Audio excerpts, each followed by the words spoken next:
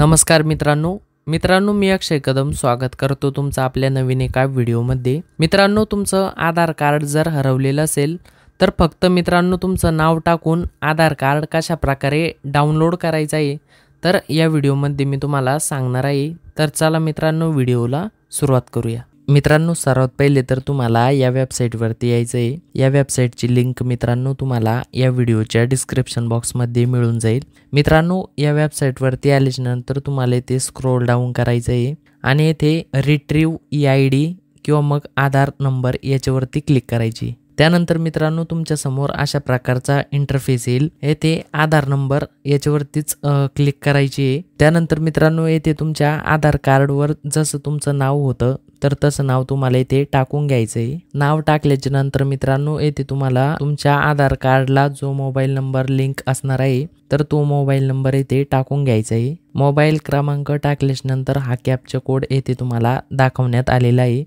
हा captcha code तुम्हाला या बॉक्समध्ये टाकून घ्यायचा आहे। कॅप्चा टाकल्याच्या नंतर सेंड OTP या बटनावरती क्लिक करायची। त्यानंतर मित्रांनो तुमच्या मोबाईल क्रमांकावरती एक OTP येईल। तो OTP तुम्हाला या बॉक्समध्ये टाकायचा आहे।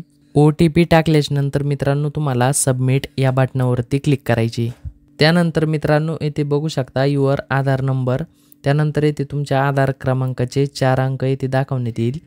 त्यानंतर हा आधार क्रमांक मित्रांनो तुमच्या रजिस्टर्ड मोबाईल नंबरवरती पाठवण्यात आलेला आहे। आधार नंबर आल्याच्या नंतर आधार कार्ड डाउनलोड करता येणार आहे। आधार क्रमांक आल्याच्या नंतर तुम्हाला ते डॅशबोर्ड याच्यावरती क्लिक करायची। त्यानंतर मित्रांनो तुम्हाला ते परत स्क्रोल डाऊन करायचं आहे आणि येथे डाउनलोड आधार या ऑप्शनवरती क्लिक करायची। त्यानंतर मित्रांनो तुम्हाला तुमचा इथे आधार क्रमांक टाकून घ्यायचा आहे जो की तुम्हाला आत्ताच मेसेजद्वारे आलेला आहे। आधार क्रमांक टाकल्याच्या नंतर हा कॅप्चा कोड तुम्हाला या बॉक्समध्ये टाकायचा आहे। त्यानंतर सेंड OTP या बटनावरती क्लिक करायची। त्यानंतर मित्रांनो तुमच्या आधार कार्डशी जो मोबाईल नंबर लिंक असणार आहे त्या मोबाईलवरती एक OTP येईल। तो OTP तुम्हाला या बॉक्समध्ये टाकायचा आहे। OTP टाकल्याच्या नंतर व्हेरीफाय अँड डाउनलोड या बटनावरती क्लिक करायची।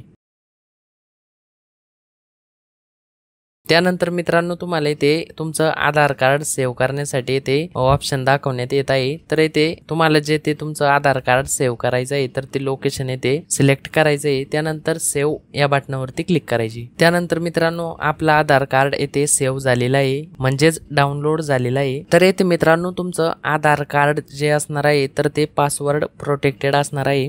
म्हणजे आधार कार्डची PDF फाईल ओपन करण्यासाठी तुम्हाला इथे पासवर्डची गरज असणार आहे। पासवर्ड मित्रांनो इथे तुम्हाला दाखवण्यात आलेला आहे की कशा प्रकारे असणार आहे। तुमच्या नावाचे पहिले जे 4 लेटर असणार आहे तर ते तुम्हाला कॅपिटल मध्ये ते टाकून घ्यायचे आणि मित्रांनो तुमच्या जन्माचं वर्ष जे असणार आहे तर ते वर्ष तुम्हाला इथे अशा प्रकारे टाकायचे। तर अशा प्रकारे 8 कॅरेक्टर मित्रांनो तुमच्या पासवर्ड मध्ये असणार आहे। तर येथे तुमची आधारची PDF येथे ओपन करायची। तर येथे बघू शकता पासवर्ड विचारण्यात येत आहे।